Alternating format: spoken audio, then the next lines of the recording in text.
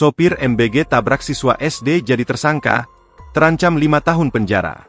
Polisi menetapkan sopir mobil makan bergizi gratis, MBG, Adi Irawan atau AI, menjadi tersangka setelah menabrak siswa SDN Kalibaru 01 pagi di Cilincing, Jakarta Utara, pada Kamis, 11 Desember 2025. Penetapan ini lantaran Adi dianggap melakukan kelalaian saat mengemudikan mobil MBG tersebut. Atas kelalaian daripada tersangka ini, yang pada saat itu mengemudikan kendaraan, sehingga mengakibatkan terjadinya tabrakan di mana mobil menabrak pagar dan beberapa orang yang terdiri dari beberapa siswa dan guru. Kata Kasat Reskrim Polres Jakarta Utara, AKBP Onkoseno Gradiarso Suhahar, dalam konferensi pers di Mapolres Metro Jakarta Utara, Jumat, 12 Desember 2025. Onkoseno mengatakan mobil MBG yang dikendarai Adi layak dikendarai.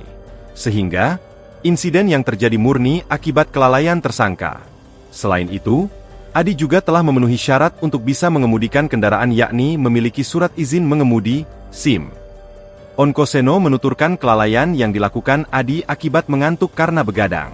Terkait penyebab Adi menabrak siswa, Onkoseno menuturkan lantaran tersangka sebenarnya ingin mengerem mobil MBG yang dikendarainya. Namun, justru pedal gas yang diinjaknya sehingga mengakibatkan tabrakan terjadi.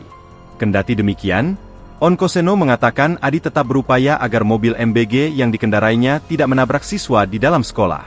Tersangka disebut sempat mencoba membanting setir ke kiri tetapi upayanya sia-sia. Akibat perbuatannya, Adi dijerat dengan pasal 360 ayat 1 KUHP tentang kelalaian yang menyebabkan orang lain mengalami luka berat. Kini, dirinya telah ditahan. Adi pun terancam hukuman maksimal 5 tahun penjara akibat kasus ini. Download Tribun X sekarang. Menghadirkan lokal menjadi Indonesia.